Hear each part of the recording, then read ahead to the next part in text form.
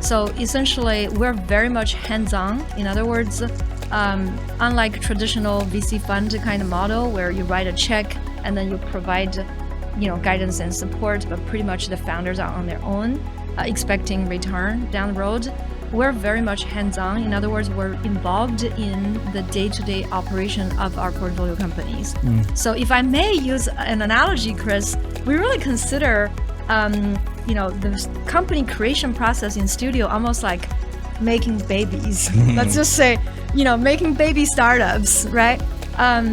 Essentially, we first of all want to have the house where the baby can share toys, books, clothes, which reduce the operation cost and share the same back office. And we also want to pace the babies so we don't have, let's say, 10 of them all going to college.